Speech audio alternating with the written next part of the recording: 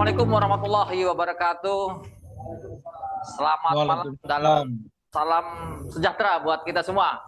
Pada malam hari ini, SMSI, Serikat Media Siber Indonesia, sebagai salah satu konstituen Dewan Pers yang terbesar di dunia, hari ini kembali melaksanakan kegiatan dalam rangkaian acara HPN, Hari Pers Nasional 2026. Dan kali ini kita akan melaksanakan simposium nasional dengan tema Pilkada Langsung dalam Bingkai Demokrasi Pancasila. Buat kita semua tepuk tangannya.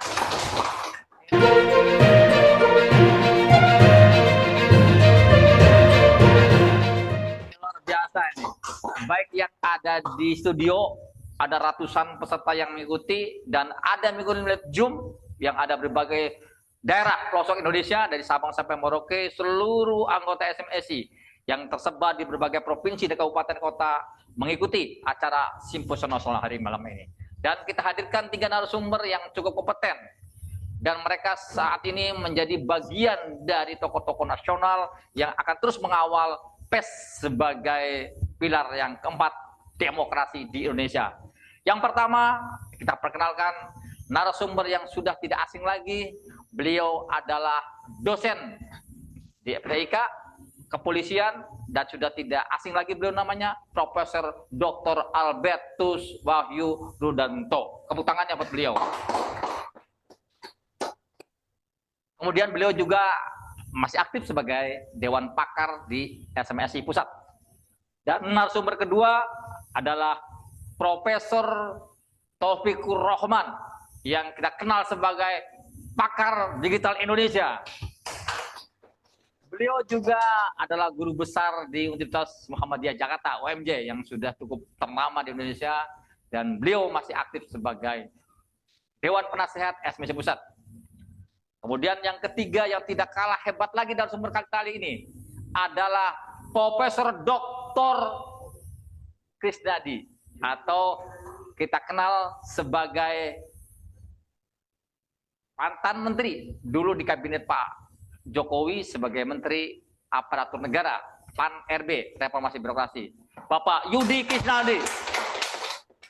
Profesor Dr. Krisnadi ini sudah cukup ternama di Indonesia, apalagi di wilayah tempat kelahiran saya, wilayah 3 Cirebon. Sama-sama, beliau dari wilayah 3 Cirebon, saya dari wilayah 3 Cirebon, dan beliau pernah maju sebagai calon anggota Dewan Pusat dari wilayah 3 Cirebon. Tepuk tangannya buat beliau.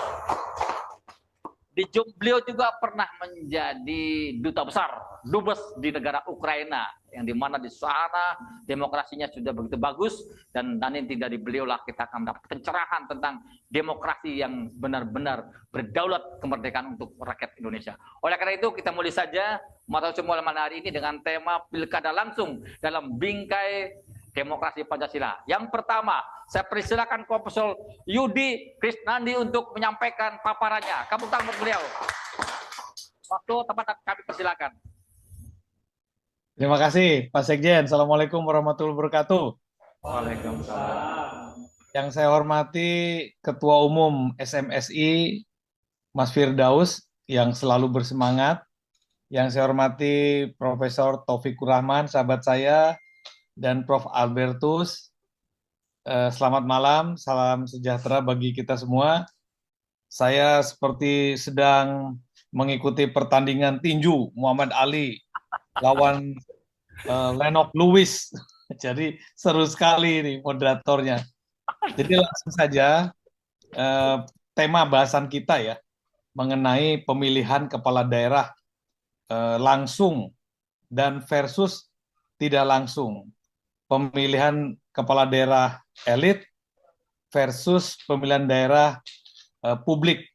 Nah, ini mencuat. Kenapa mencuat? Karena kita ketahui bahwa 4 partai, Golkar, PKB,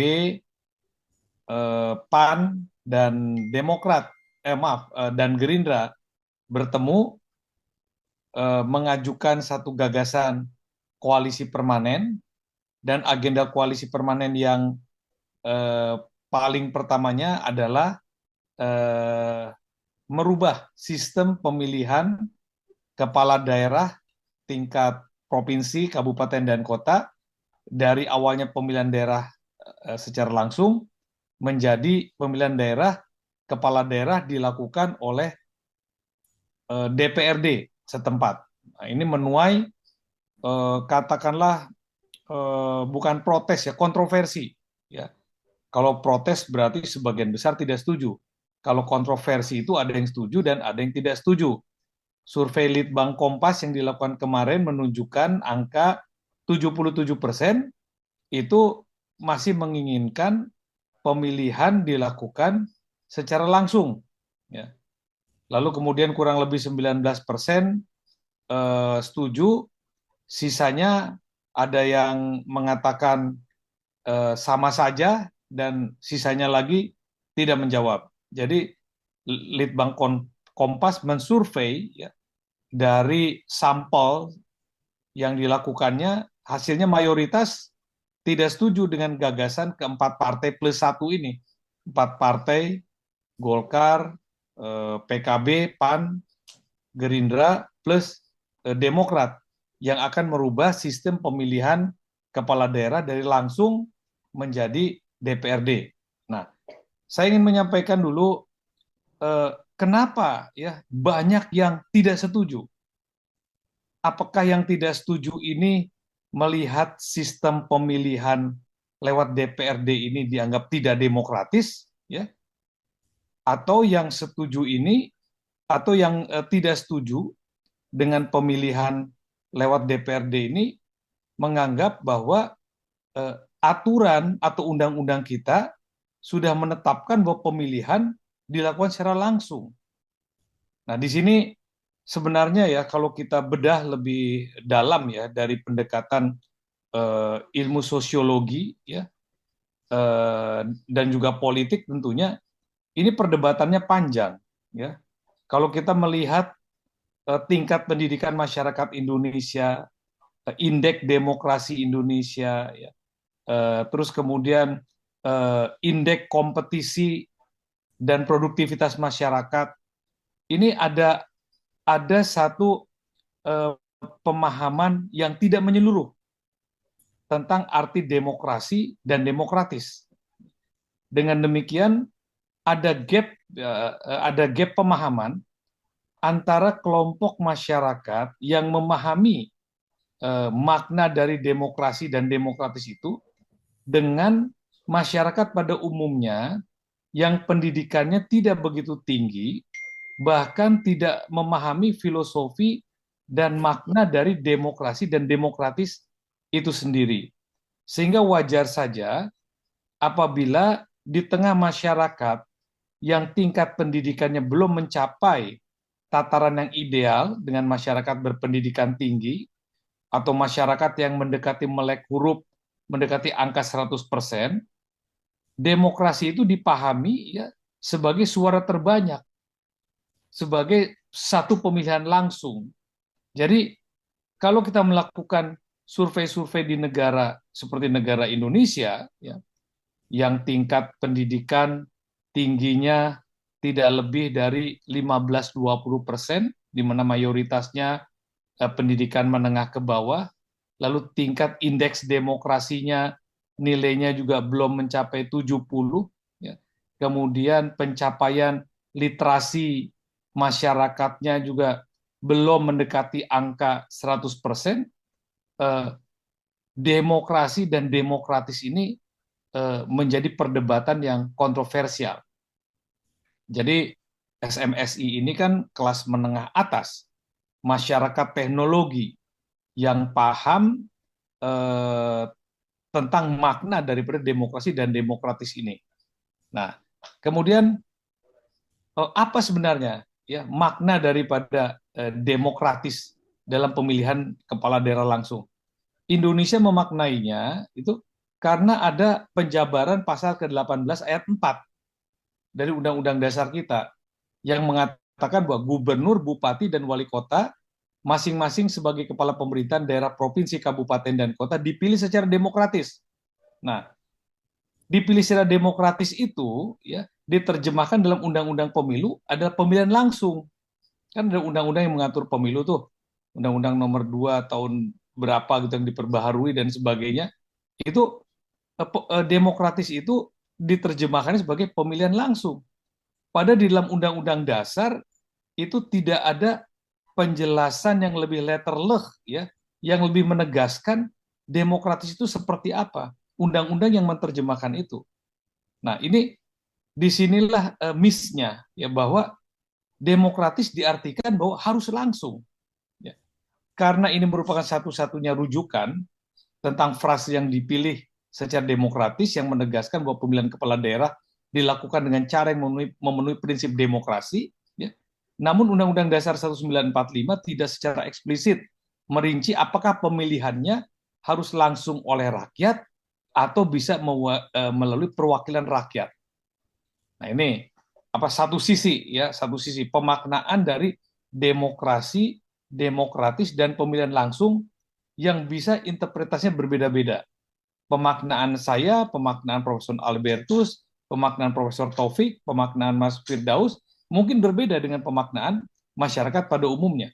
Masyarakat pada umumnya mungkin berbeda yang dimaknai oleh mereka yang mengenyam pendidikan tinggi atau kuliah dengan yang tidak mengenyam pendidikan tinggi. Yang mengenyam pendidikan tinggi pun akan berbeda. Mereka yang belajar filsafat tentang politik, belajar ilmu politik, dengan mereka yang belajarnya di fakultas ilmu kedokteran atau ilmu ekonomi, pasti berbeda. Bagian yang kedua yang ingin saya sampaikan, bahwa pengertian tentang demokrasi ini sangat penting, karena kompleks ini, persoalan-persoalan demokrasi di bangsa Indonesia ini sangat kompleks. Persoalan-persoalan tentang penegakan hukum ini sangat kompleks. Persoalan-persoalan tentang pemilu yang bersih ini sangat kompleks.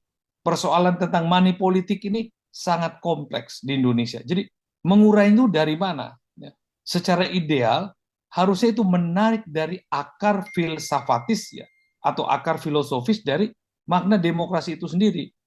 Antara Plato, Aristoteles, Socrates, ya, itu saja berbeda-beda itu menerjemahkan demokrasi.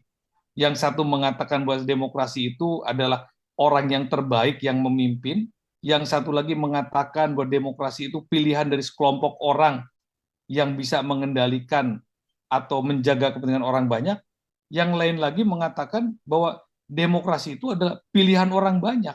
Jadi sudah berbeda. Lebih jauh lagi, Jean-Jacques Rousseau bisa mengatakan, oh, demokrasi itu harus selalu yang dipilih dengan voting, misalnya. Belum lagi pemaknaan dari John Locke, Alexis de Tocqueville, lalu kemudian yang terbaru ada Robert Adal, ya, konsep tentang makna dari demokrasi itu sendiri. Sehingga masyarakat bangsa Indonesia ini secara keseluruhan, ya, pada umumnya, selain masyarakat akademis, sebetulnya masih rancu ini memahami apa itu demokrasi, apa itu masyarakat yang demokratis, dan apakah harus selalu identik dengan pemilihan langsung atau tidak langsung. Lalu kemudian singkatnya bahwa sebenarnya, ya, demokrasi itu memiliki banyak makna, tergantung daripada kepentingan kita untuk menggunakannya. Dia bukan tujuan, tapi dia alat untuk mencapai tujuan. Tujuan dari demokrasi itu sendiri apa? Mencapai masyarakat makmur, sejahtera, yang berlandaskan hukum, yang disepakati oleh orang banyak sebagai satu petunjuk kebenaran di dalam melindungi kepentingan hak asasi manusia. Itu prinsip dasar daripada demokrasinya. Sehingga masyarakat yang demokratis itu maknanya adalah kekuasaan yang tertinggi berasal dari rakyat. Keputusan diambil melalui mekanisme hukum dan perwakilan, mengedepankan nilai-nilai etika dan moralitas, dan bermanfaat bagi kemaslahatan orang banyak, serta tunduk pada rule of law yang disepakati oleh masyarakat, bangsa, dan negara. Lalu kemudian bagaimana relevansinya dengan Indonesia sebelum masuk ke dalam isu tentang dipilih DPR atau langsung. Maknanya dengan demokrasi yang dipraktekkan di Indonesia, pasal 18 ayat 4 Undang-Undang Dasar 1945, ya, demokratis itu tidak harus selalu pemilihan langsung. Ya. Itu menurut pandangan para akademisi politik, tidak harus selalu pemilihan langsung. Tapi sebuah proses pemilihan yang partisipatif, adil, berdasarkan hukum, dan yang paling penting adalah menjamin hak-hak politik rakyat. karena tujuannya adalah untuk kemaslahatan orang banyak. Saya ingin bandingkan ya, negara mana sih di Indonesia, di dunia yang sama seperti Indonesia saat ini, rezim undang-undang pemilunya itu memilih gubernur, wali kota, bupati itu oleh eh, langsung, ya. Amerika Serikat, Brazil, Meksiko, Argentina, Filipina, Korea Selatan, Jepang saat ini, Italia, lalu eh, ya itu kira-kira. Tapi ada juga beberapa negara yang kepala daerahnya dipilih oleh parlemen negara bagian. Kalau di kita ini provinsi. Siapa itu? India, Jerman, Austria, Malaysia, Afrika Selatan, Spanyol, Belanda, Thailand, dan Tiongkok. Ada lagi yang lebih ekstrim, ya. Kepala daerahnya itu ditunjuk langsung oleh presiden sebagai kepala negara. Contohnya di India, di Jepang sebelum 1947, di Cina, ya, di Belanda, ya, ditunjuk langsung. Lalu kemudian ada orang mendebat, ya maklum saja kalau di Tiongkok itu kan negara komunis, oke. Thailand negara kerajaan, oke. Tapi India ini negara demokrasi terbesar di dunia. Di India ditunjuk, Belanda kurang demokratis apa? Salah satu negara yang indeks demokrasi dan indeks Human Development Index-nya tertinggi adalah Belanda. Dia ditunjuk, tidak masalah. Nah, jadi disinilah letak perbedaan pemahaman antara masyarakat negara maju dengan masyarakat negara yang sedang membangun tentang makna demokrasi dan masyarakat yang demokratis. Sehingga kita ini masih memperdebatkan apakah kalau dipilih langsung itu udah pasti demokratis, dan kalau dipilih tidak langsung itu tidak demokratis, dan kalau dipilih oleh presiden itu otoriter. Nah, jadi kita masih memperdebatkan itu. Sementara kita tidak pernah memperdebatkan substansinya. Kenapa sampai Presiden Prabowo mengatakan di HUT Golkar yang ke-60 tahun 2024 bulan Desember bahwa kita harus mulai melakukan evaluasi terhadap sistem pemilihan kepala daerah. Karena politik uang yang begitu besar dan tanda kutip merusak moralitas dan etika di masyarakat. Jadi Presiden Prabowo ini ingin menghilangkan politik uangnya, ingin memperbaiki etikanya, ingin mengurangi biaya politik yang begitu mahal, supaya terpilih orang-orang yang baik, yang mengabdikan dirinya bagi masyarakat, bukan kepada para pemberi modal untuk kampanyenya. Itu kan tujuannya. Lalu pertanyaannya, apakah kalau kemudian dari pemilihan langsung dengan money politik, katakanlah, dengan dukungan uang para oligarki kepada calon-calon tertentu, itu akan menjamin hilangnya money politik ketika itu dialihkan kepada pemilihan tidak langsung di DPRD? Ya, apakah yakin, ya, anggota DPRD provinsi yang jumlahnya katakanlah 65 sampai 100 orang lebih itu adalah orang-orang yang bersih, yang tidak akan menerima uang sogokan untuk menentukan gubernur atau bupatinya? Begitupun juga di tingkat kabupaten dan kota, yang anggota DPRD-nya mulai dari 35-40 orang sampai yang paling banyak sampai 70 orang di satu kabupaten yang besar. Apakah mereka itu pasti orang-orang yang bersih, yang bisa memperbaiki ya satu proses demokrasi yang tidak menerima uang? Ini juga belum tentu. Sehingga dengan demikian, ini kan berangkat dari gagasan atau keinginan Presiden Prabowo. Golkar, saya rasa ya Golkar, PAN, lalu kemudian PKB, ini kan hanya menindaklanjuti sebagai bentuk loyalitas mereka di dalam pemerintahan. Ya, Demokrat dengan satu alasan yang subjektif, ya, saya tidak melihat ada alasan yang objektif dari Demokrat selain alasan subjektif untuk menerima dan mendukung itu. Jadi dengan demikian, siapa sebetulnya yang paling berkepentingan untuk dilakukannya pemilihan tidak langsung? Ya tentu Presiden, Partai Gerindra, ya, dengan satu tujuan untuk berlangsungnya kebijakan-kebijakan atau program-program pembangunan pada tingkat nasional yang efektif melalui penyelenggaraan, kelembagaan, struktur pemerintahan dari tingkat pusat sampai tingkat daerah. Jadi seperti Partai Golkar, ya partai-partai lain, saya tidak melihat mereka punya kepentingan selain menunjukkan loyalitas. Nah, bagaimana pandangan pandangan para akademisi atau kita lah, atau sebut saja pandangan saya melihat ini?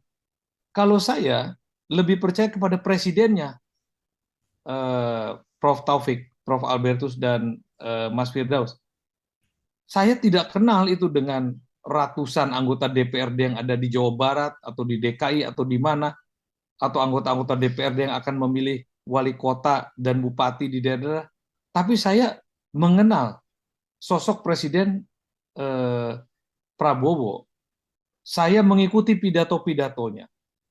Kita juga mengikuti langkah-langkah kebijakannya dengan segala kekurangannya dan ketidaksempurnaannya dan belum kompaknya ya dukungan dari internal pemerintahan itu sendiri terhadap program-programnya.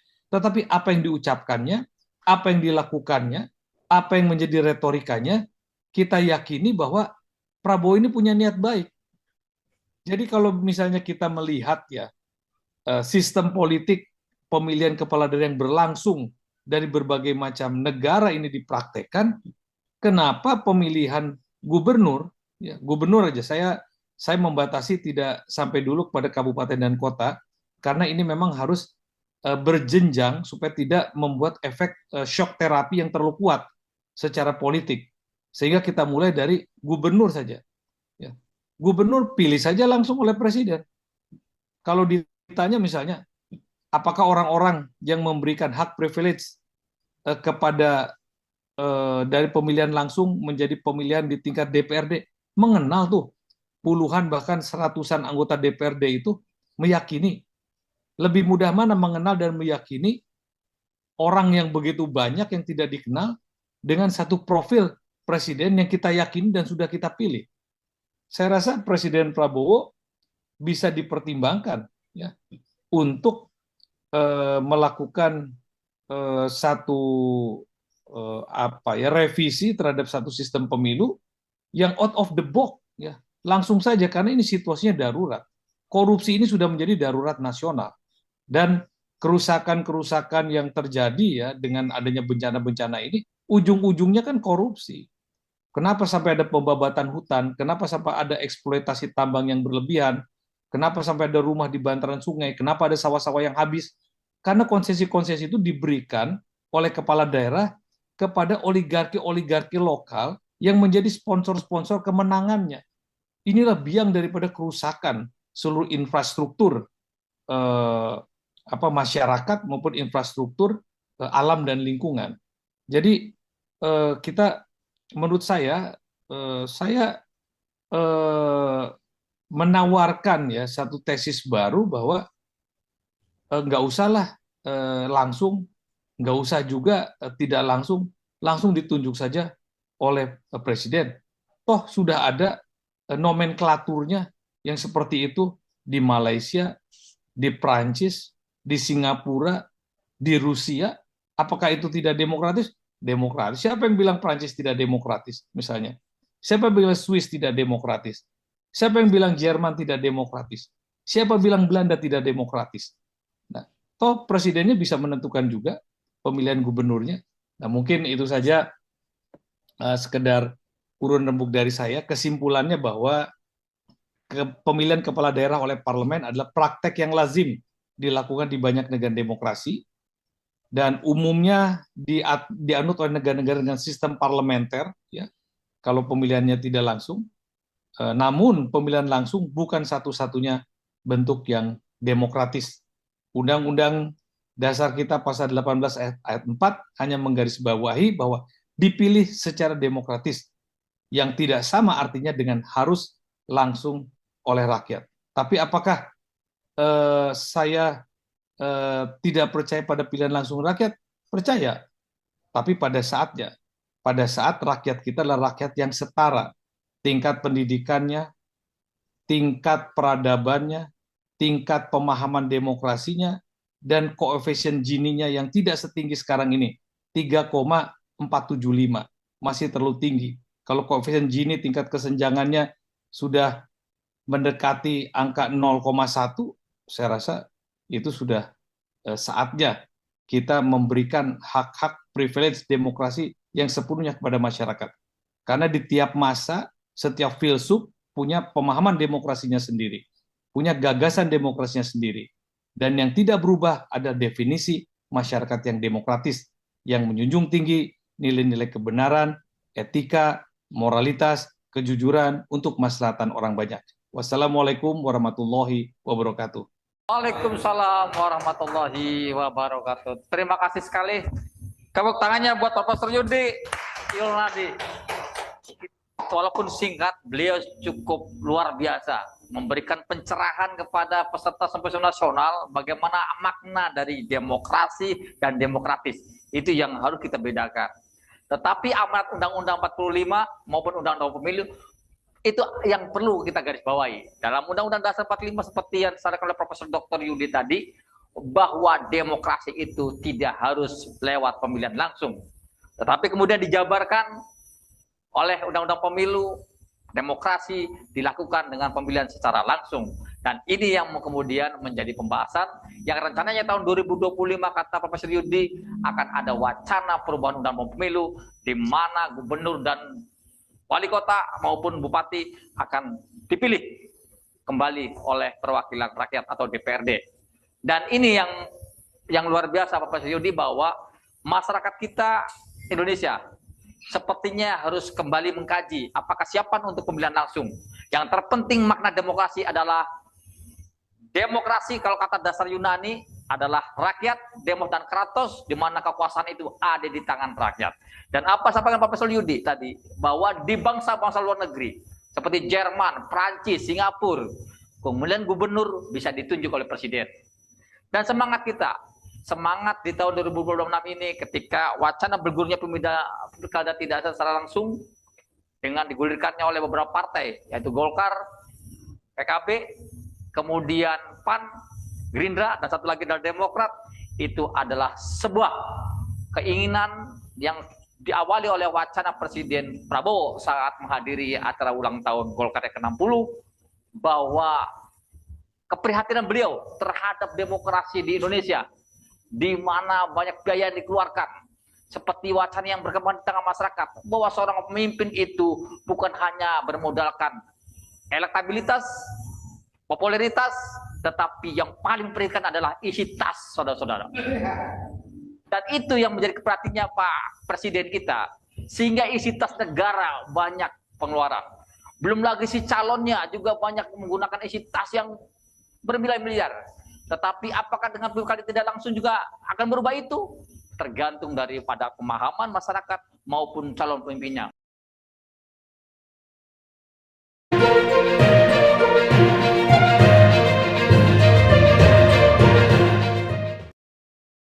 Untuk membedah lagi lebih tajam lagi, kita saksikan kembali kepada narasumber yang kedua, Profesor Albertus. Tepuk tangan beliau untuk menyampaikan pendapatnya terhadap pilkada tidak langsung. Silakan Profesor Dr. Albertus. Terima kasih. Ini jatuhnya orang betul. Seperti jadi komentator kuliah. Oh, ada nggak boleh. Sekarang kita asal politik ya. Iya. Teman-teman, Prof. Diki, Prof. Taufik, dan Bapak sekalian yang ada di sini, menarik diskusi kita kali ini ya mengenai pilkada itu dari Pancasila. Hari-hari ini kita memang banyak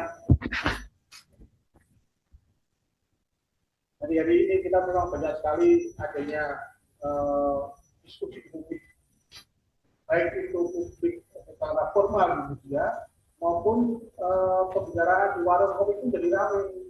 Nanti besok kita mesti ngobrol bupati ya, itu masih terus berjalan, dan saya kira ini efek dari awal mula diletakkan oleh Presiden Pak Prabowo, kemudian oleh partai-partai diwali oleh Golkar, kemudian umat, dan terakhir tadi banyak dijelaskan oleh Prof. Budi yang kemudian betul-betul.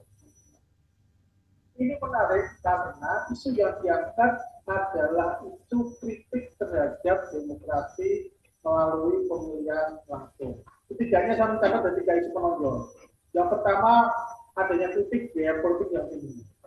Jadi karena harus langsung, maka harus ada yang mengeluarkan dalam bentuk logistik, yaitu biaya berupa uang dan lainnya. Yang kedua, praktek politik uang, mahar politik dan rekayasa dan kampanye. Ini menjadi menarik karena isu yang berkembang, bahkan ada pengakuan untuk menjadi bupati agar menang harus sejauh yang miliar rupiah dan sebagainya. Kemudian akibatnya karena modal, maka harus balik modal inilah kemudian itulah cerita kepala daerah yang akhirnya harus masuk dulu karena menggunakan kewenangannya, kekuasaannya untuk membalik modal itu. Isu yang ketiga adalah polarisasi konflik sosial yang membekas setelah polarisasi. Sampai hari itu masih terasa sekali ada kelompok yang pro ini, kontra ini dan sebagainya. Dan ini tidak dianggap sudah membuat demokrasi ini. Kemudian untuk adanya gagasan ada pilkada tidaklah bicara langsung tetapi melalui DPRD. Menurut saya, kalau kita bicara demokrasi Pancasila, kita harusnya nggak bicara soal prosedur saja. Kita bicara substansinya apa. Jadi bukan bicara ini jelek, ini kemudian harus berubah, ini karena banyak negatifnya harus ada yang harus dilakukan tidak lakukan. Itu bicara prosedur. Secara substansi saya mengawali dari konsep kedaulatan rakyat itu ada di pasal, ada di sila keempat Pancasila, dan itu selalu diingatkan terus ketika kita bicara mengenai demokrasi yang khas Indonesia. Tadi saya kira saya tidak perlu memuas terlalu banyak lagi karena posisi sudah banyak. Tetapi yang menarik adalah kemudian hari-hari ini muncul perdebatan mengenai langsung atau DPRD. Nah, ini kita menurut saya sebaiknya tidak berhenti pada prosedur yang harus dilakukan, tapi juga penting adalah apakah mekanisme itu mampu melahirkan kepemimpinan daerah yang satu mampu menjaga rakyat, dua mampu menjaga keadilan, tiga mampu menutup ruang korupsi politik. Saya kira ini yang penting karena kalau kita bicara soal mekanisme, kita bicara prosedur, semuanya ada teorinya, semuanya bisa kita identifikasi mana yang baik dan yang benar. Tapi inti daripada pemilu sebetulnya kan bagaimana kita memilih pimpinan yang mampu membuat kita ini sebagai warga bisa dihormati secara politik maupun bisa dihargai secara ekonomi maupun bisa dihormati secara beradab. Kalau kita kembali ke soal teori, sebetulnya pemilu itu kan mekanisme manajemen konflik.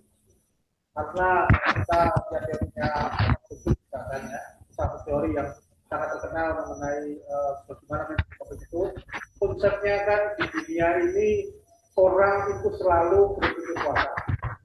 Dan itu kalau ini yang dikendalikan akan menjadi serangan-serangan yang tidak baik untuk kemaslahatan kehidupan bersama. Itulah maka kemudian ada kesepakatan untuk memilih satu orang atau seseorang atau sekelompok orang yang memimpin kita, yang memimpin kelompok itu. Nah, muncullah kemudian gagasan adanya election atau pemilu. Jadi sebenarnya pemilu ini kan manajemen konflik untuk memilih seseorang untuk memimpin kita semua dalam periode tertentu. Nah, caranya bagaimana? Undang-undang dasar kita bilang secara demokratis. Kemudian itulah tadi yang diperdebatkan tafsir yang bermunculan berbeda-beda. Maka sebetulnya prinsip demokratis itulah yang harus dimaknai dalam rangka bagaimana kita menjadikan kehidupan ini lebih beradab, lebih bermoral. Nah, untuk itu saya mencoba mengutip beberapa pendapat para ahli, para pengamat mengenai plus minus dari pilkada langsung maupun lewat DPRD. Kalau bicara pilkada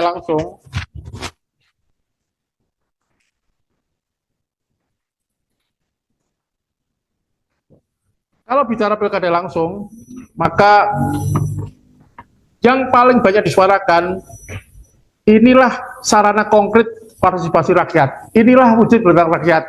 Inilah suara rakyat. Nah, muncullah istilah suara rakyat adalah suara Tuhan. Nah, itu alasan utama. Tapi kalau kita lihat negatifnya, harus kita akui ada penyakitnya juga. Penyakit yang pertama, biaya politik yang tinggi. Karena pilihan langsung itu menjadikan titik-titik yang harus ditanda petik dibiayai menjadi banyak. Dan itu menjadi modal sendiri. Yang kedua, implikasinya adalah politik uang dan mahar. Apalagi peran partai sebagai oligarki yang harus memberikan legitimasi kepada seseorang calon. Sekarang kalau kita lihat bagaimana pemilihan melalui DPRD, plusnya jelas lebih kecil biayanya, kemudian konflik horizontal sudah ditekan, lalu relatif lebih praktis, kemudian tidak membutuhkan proses yang bertele-tele, itu plusnya. Tetapi minusnya juga ada.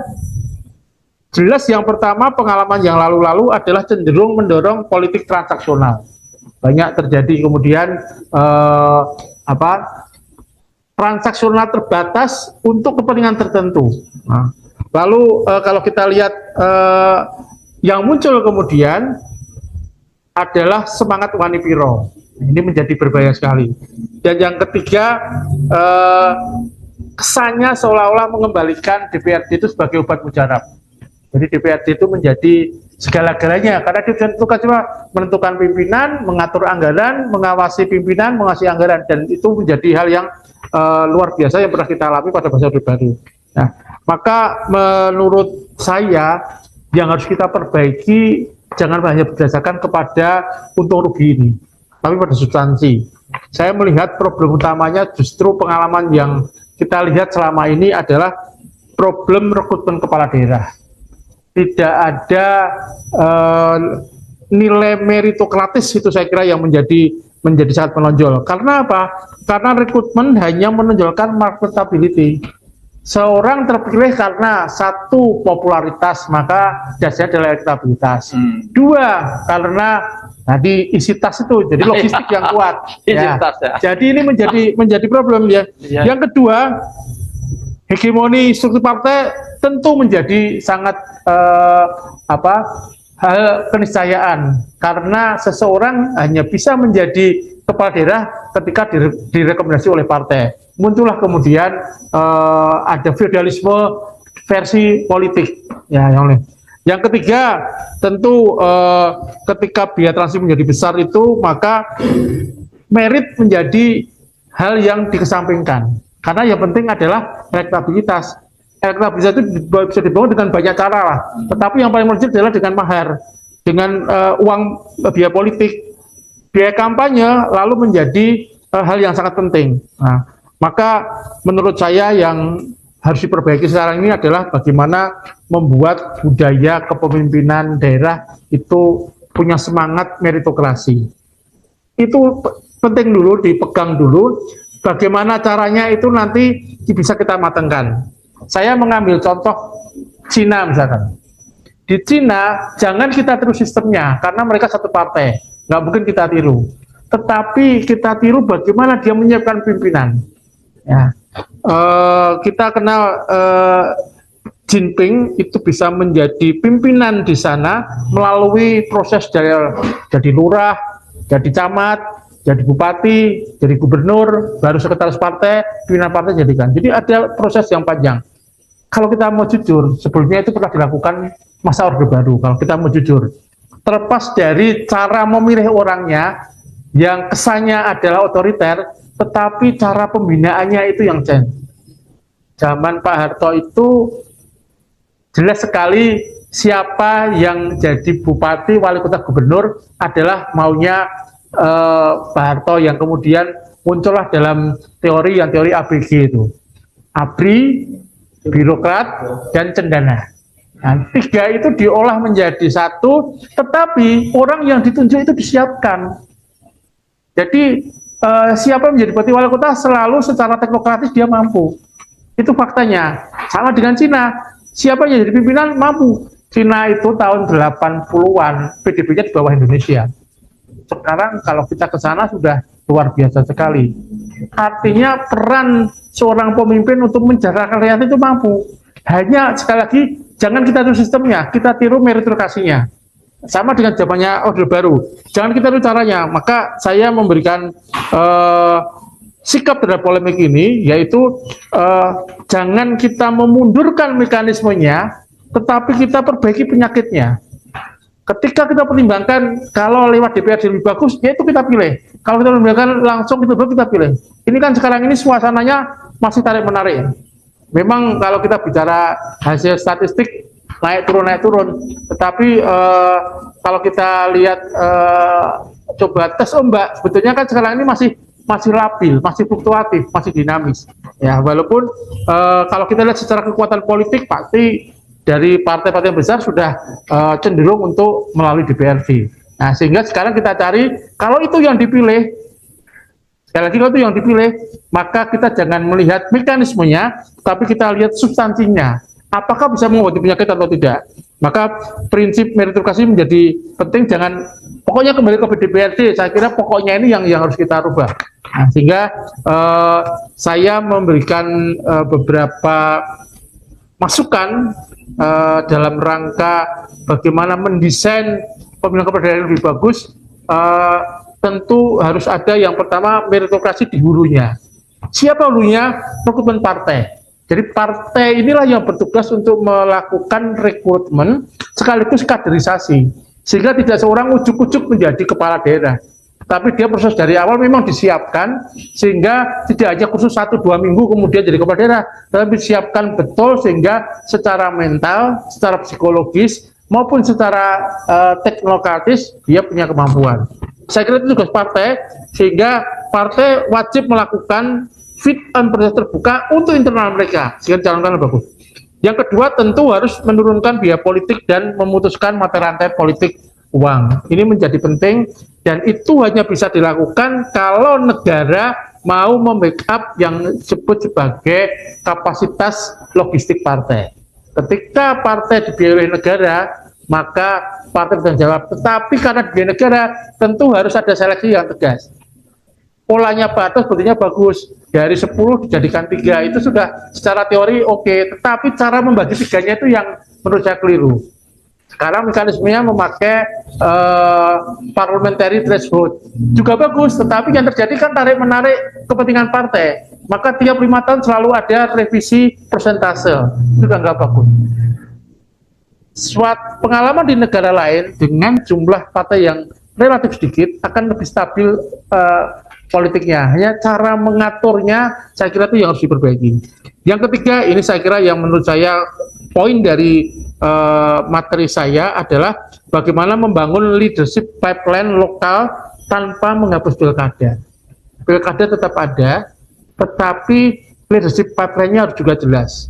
Maka kita harus bisa mendorong kaderisasi berjenjang, karena pengalaman memimpin di level bawah yang secara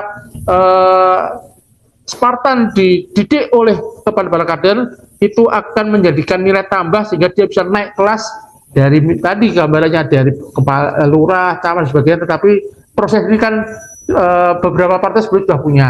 Hanya saya lihat belakangan ini mulai banyak yang bilang kalau kita mau jujur kan banyak partai-partai ini awalnya dari Golkar kan, ada Gerindra dulu juga dari Golkar, Nasdem dan sebagainya kan kader Golkar yang pada waktu itu punya pola rekrutmen sejak awal, sama dengan partai-partai politik yang lain lah. PDI juga dulu punya, tetapi ini sekarang kan kesannya pendidikannya hanya sebentar-sebentar. Jadi kalau itu penting.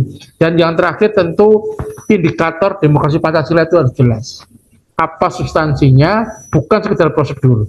Nah, maka menurut saya pilkada langsung itu adalah pilihan publik, tetapi dia juga bisa juga dinilai kurang efektif dengan dirubah menjadi DPRD. Siapapun yang dipilih, tetapi demokrasi Pancasila tentu menuntut bukan hanya sekedar memilih, ya, melainkan memilih yang berkapasitas dan berintegritas. Nah, mekanismenya kita cari mana yang paling tepat dan paling cocok. Kemudian jawabannya itu adalah yang pertama meritokrasi di hulu, yang kedua biaya politik turun, yang ketiga politik uang diputus, dan yang terakhir penegakan hukum yang konsisten. Bawaslu KPU, dan semua penyelenggara yang sudah dibentuk, saya kira punya mekanisme yang sudah bagus di undang-undang, mekanisme itu harus berjalan. Saya kira dari saya, gambarnya itu, saya lebih menyoroti meritokrasi ini jadi penting. Nanti soal pilihan kita bisa berdebat, walaupun sekarang kecenderungannya sudah ada ini lebih baik, ini buruk, dan sebagainya, tetapi justifikasi itu tidak hanya sekedar mekanisme atau prosedur, saya lebih cenderung substansinya. Substansinya kita melahirkan kepala daerah yang mampu mensejahterakan rakyat, membangun wilayahnya, dan menjadikan politik ini bermoral dan beradab. Demikian, terima kasih. Saya kembalikan ke pembahasannya. Terima kasih. Tepuk tangannya buat Pak Albertus. Ini Pak Profesor Dr. Pak Albertus luar biasa ini, karena beliau dosen di polisian, jadi begitu jelas dan rinci, dan terakhirnya itu bagaimana demokrasi itu adalah penegakan supremasi hukum yang betul-betul konsisten dan menciptakan seorang pemimpin. Jadi prosesnya itu tidak menjadi terlalu memang penting, tetapi lebih penting adalah melahirkan pemimpin yang amanah, pemimpin yang bisa benar-benar membangun daerahnya, dan dia punya komitmen yang besar untuk kepemimpinannya.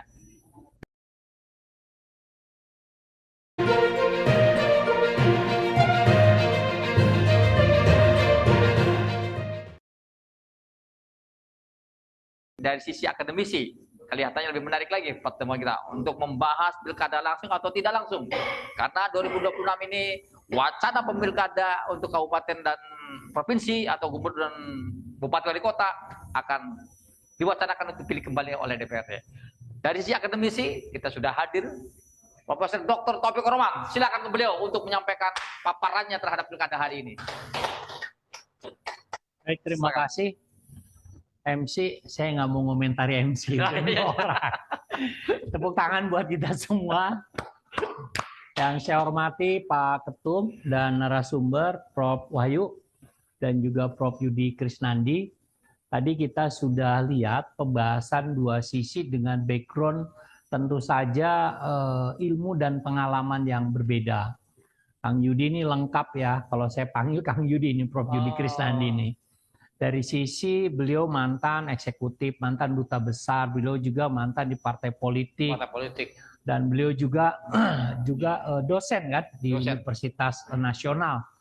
Kalau Prof. Wahyu ini kan dia dekat dengan pers, lantas juga pikirannya juga di kepolisian banyak mewarnai kan sekarang kan, bicara demokrasinya jelas.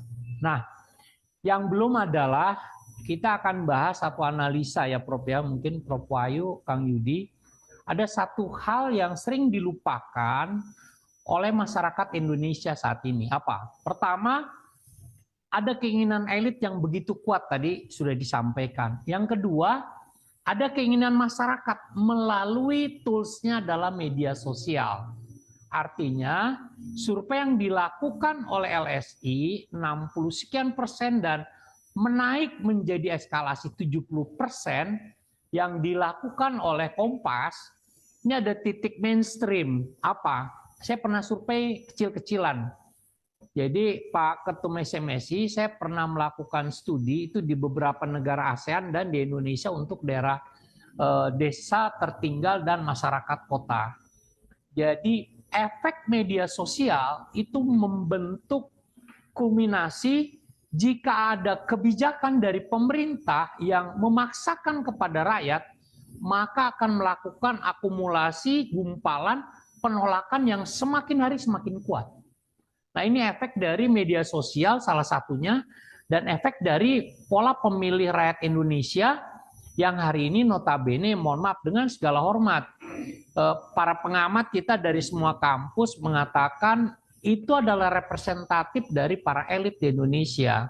Pikiran-pikiran orang-orang yang ada di kota.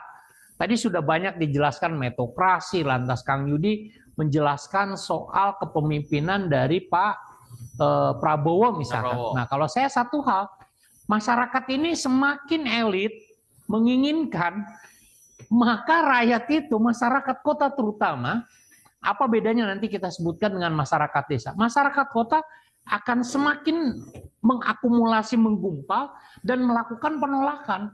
Dan itu akan mengkristal ke semua kelompok-kelompok community yang menjadi kekuatan memiliki followers terbesar di media sosial. Nah, ini yang harus kita cermati. Saya kemarin misalkan melihat ya, Trans TV melakukan vote hasil survei.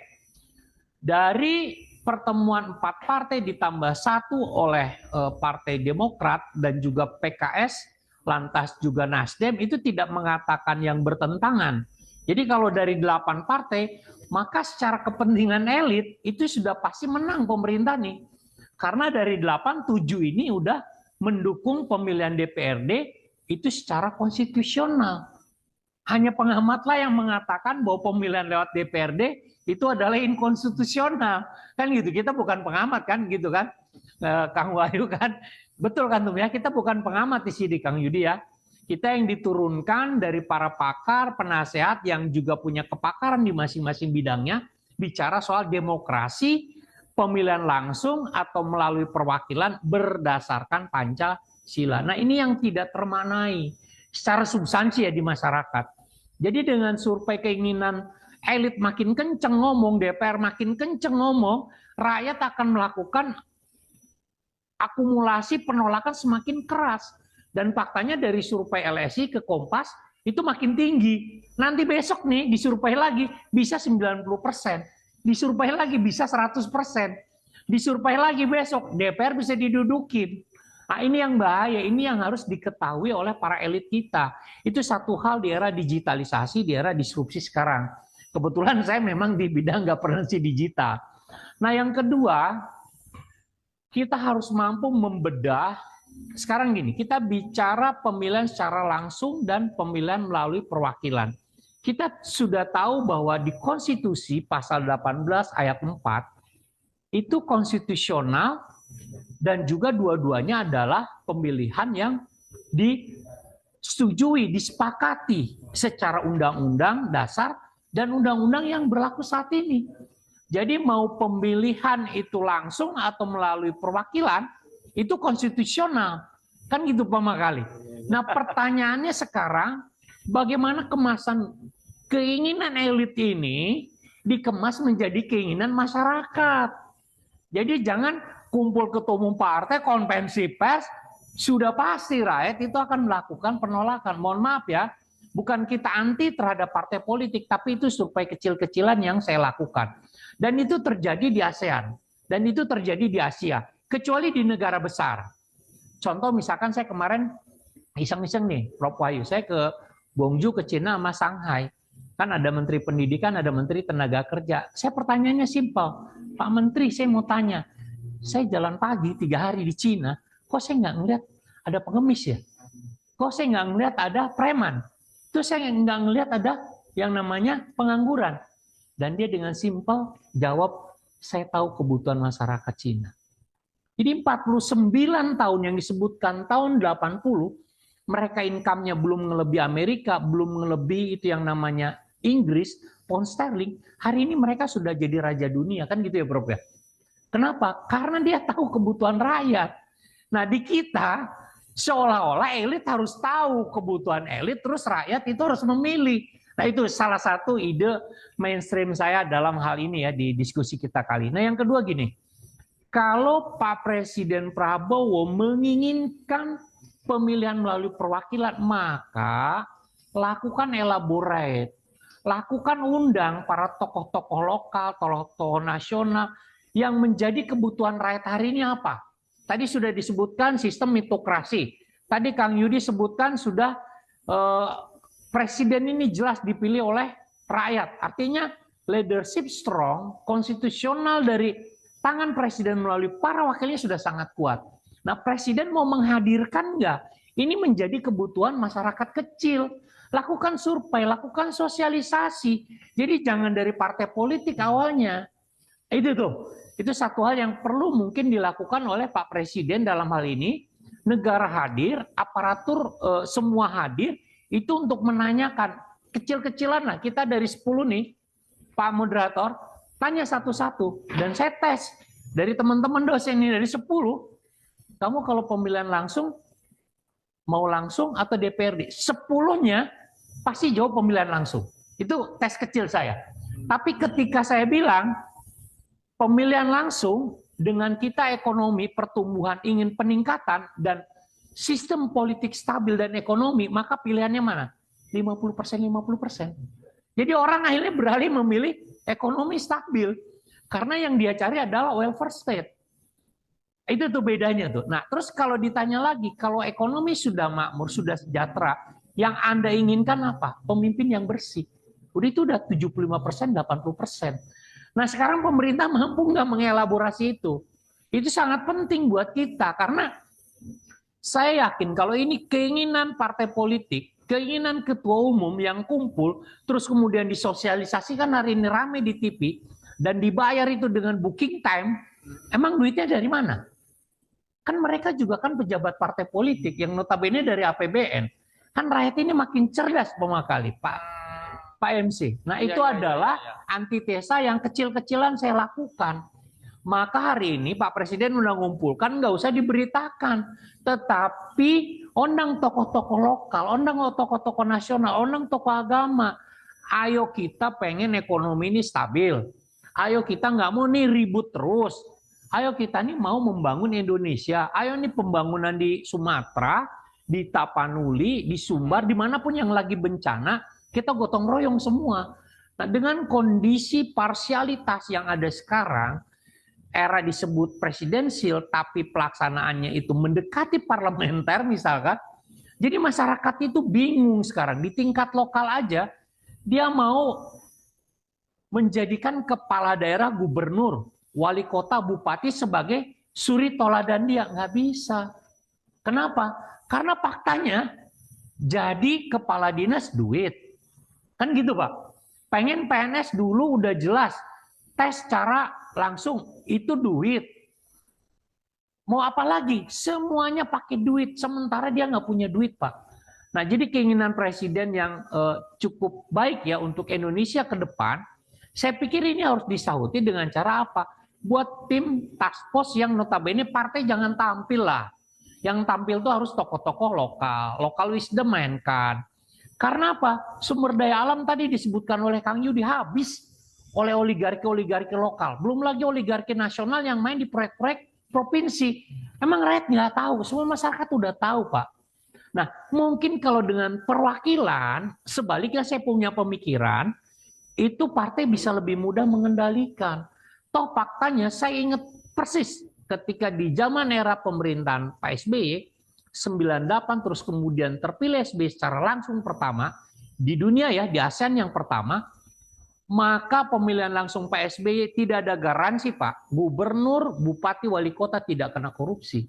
Dan saat itulah kepala daerah tertinggi itu melakukan korupsi. Artinya pemilihan langsung itu tidak ada jaminan bahwa itu tidak korup. Tapi memang komitmen deal dengan masyarakat itu terjadi. Kalau tidak masyarakat langsung protes. Tetapi sebaliknya konsensus sumber daya alam itu diberikan kepada oligarki. Sehingga disinilah terjadi abuse of power-nya. Jadi keinginan suci ini harus dikemas dengan cara yang lebih komprehensif, lebih halus, dan mengedepankan kebutuhan aspek masyarakat. Itu satu hal. Nah yang kedua sekarang gini, coba di dunia internasional, saya sebut misalkan Australia, Kanada, Perancis, Singapura, Malaysia sekalipun, itu presiden dipilih melalui perwakilan Australia. Nah sekarang pertanyaannya, presiden yang sudah dipilih secara langsung negara mana yang kemudian berbalik dipilih melalui perwakilan Pak? Dan itu harus kita pelajari, kan gitu kan? Bagaimana mengembalikan itu? Kan itu butuh trust yang tinggi. Kita baru punya misalkan Purbaya yang koar-koar. Tadi kita diskusi, kalau Menteri Perindustrian dan Menteri Perdagangan masih dipegang partai politik, maka Menteri Ekonomi ini nggak akan jalan. Karena industri dan perdagangan ini dua kaki dari Menteri Ekonomi. Saya bukan berarti menyebutkan bahwa itu tidak baik oleh partai politik, bukan. Tapi hari ini partai politik belum mendapatkan tempat yang baik di pemerintah. Belum mendapatkan baik di masyarakat luas, khususnya di Indonesia. Kenapa? Karena elit seringkali memaksakan kehendaknya kepada masyarakat. Ketika memaksakan segala cara, semua cara. maka itu hanya satu dalam teori politik. Kalau elit, kalau negara mau, kalau negara memaksakan pasti jadi tuh. Betul nggak Pak Prof? Kan gitu kan di Indonesia kan gitu. Karena rakyat tidak berdaya. Nah, hanya ruang media sosial, hanya ruang media-media online yang notabene hari ini bisa protes secara individu. Hanya yang memiliki followers jutaan, ketika mereka turun maka pemerintah memiliki atensi yang tinggi. Nah, sekarang dari beberapa negara ini pelajari mana negaranya. Suruh dong para pakar ini, suruh orang-orang ini mempelajari itu. Ada enggak? Nah, kalau Indonesia ini sekarang yang pertama kali, maka dia adalah negara yang pertama melakukan pemilihan presiden langsung, sekaligus sebaliknya, yang bisa mempraktekkan bahwa dari langsung ke melalui perwakilan. Tetapi sekali lagi persyaratannya, partai politik tadi disebutkan rekrutmennya, ketua umumnya juga harus representatif. Calon para kepala daerah ini sudah langsung direkrut dan melalui filter, melalui proses seleksi yang kuat. Lantas juga dari sisi ekonomi. Jadi jangan misalkan ketika dia punya uang banyak, dia boleh jadi kepala daerah. Maka dia siram semua yang ada di DPRD. Yaitu nanti rusak lagi sistem demokrasi kita. Atau sebaliknya, orang yang baik, orang yang pintar, orang yang cerdas, tidak punya kesempatan dalam dunia demokrasi. Kan istilahnya demokrasi itu apa sesungguhnya? Demos dan kratos di Yunani. Orang-orang miskin yang bukan darah biru, yang bukan keturunan raja, mampu memiliki kapasitas dan memimpin di daerahnya. Itulah peluang demokrasi. Ya, para aktivis ini yang tidak punya duit bisa jadi kepala daerah, bisa menjadi legislatif. Kan gitu intinya. Jadi jangan orang yang punya duit saja. Jadi zaman Alibaba ini harus kita lihat. Jadi jangan Ali ini ada sponsor babanya di belakang. Jadi jangan karena demokrasi kemudian itu disponsori terus. Nah dari sini kepentingan oligarki, fundraising, mulai abuse of power muncul. Nah mengembalikan kepercayaan masyarakat kecil seperti ini not easy, nggak mudah. Kenapa? Karena pemerintahan Prabowo ini sedang berusaha memberantas korupsi. 3 menteri ditangkap, kan gitu kan? Nah hari ini misalkan korupsi besar-besaran triliunan ditangkap. Tapi orang ngelihat, kok yang kasus ini dibiarkan ya? Kok yang kasus ini dibiarkan ya?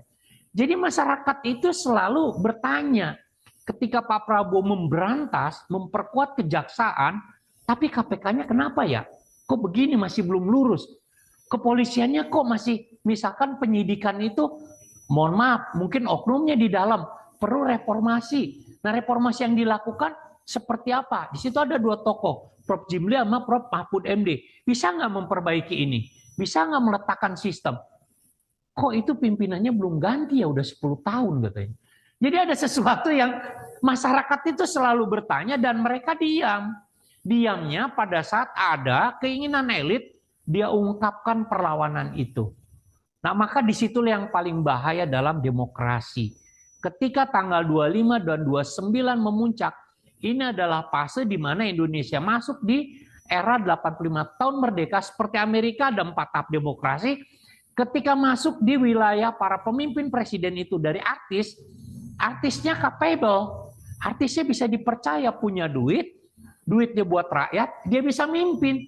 Lah ini artisnya jadi dewan, terus nyetel musik di DPR, marahlah rakyat.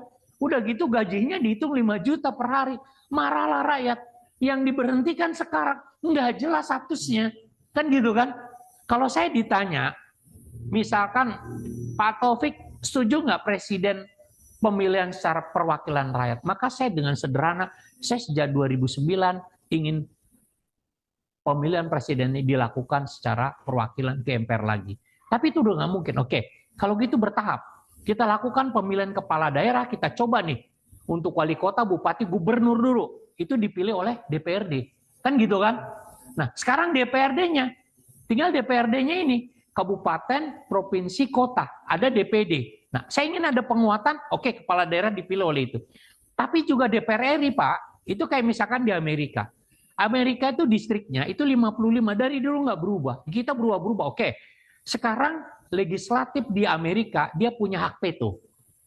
DPD itu yang namanya senator punya hak veto. Kalau dia 2,5 juta pemilih, punya ke dia, maka dia veto ayat itu nggak berjalan dalam sistem pembahasan undang-undang.